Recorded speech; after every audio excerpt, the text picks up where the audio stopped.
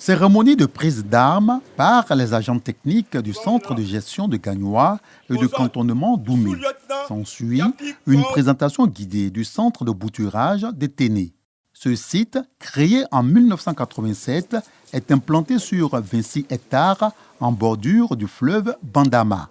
Un lieu dédié à la multiplication clonale d'essences de valeurs telles que le teck, la gémélina, le samba, l'acajou et le tiokoué. Nous disons que nous sommes satisfaits parce que déjà nous avons tous les acquis et les ressources qui nous permettent de pouvoir atteindre l'objectif ambitieux. À partir de ce centre de bouturage, nous mettons à la disposition des Ivoiriens, à la disposition de l'État, des plans de qualité qui vont permettre de pouvoir soutenir à hauteur de 10 millions, voire 20, 30 millions de plans pour pouvoir soutenir les efforts de reboisement en Côte d'Ivoire. À Téné, la délégation visite 3 parcelles reboisées à partir de clones du centre de bouturage.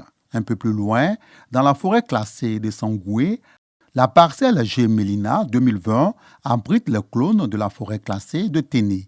Ici, le fromager en système Tongia fait l'objet d'un reboisement auquel participent les maraîchères issues des groupements de femmes de Diegonefla. L'agroforesterie, une méthode de résilience à l'insécurité alimentaire, les terres sont ainsi mises à la disposition des populations.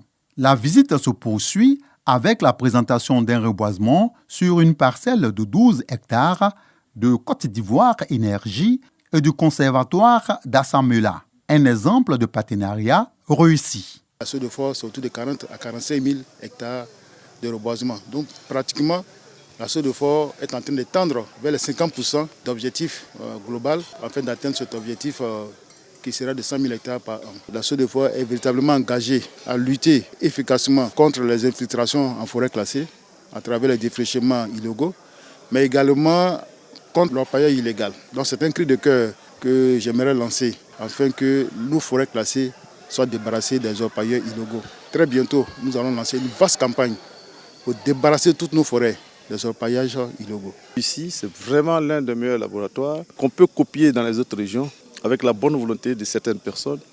Vous avez vu, Côte d'Ivoire Énergie arrive, il aura les palmiers ici. C'est ce qu'on veut faire, en tout cas, pour redorer le blason de la reforestation qui a perdu dans les marteaux d'antan. Le but de cette mission est la préservation et l'augmentation du couvert forestier passé d'environ 16 millions d'hectares en 1960 à moins de 3 millions d'hectares en 2020.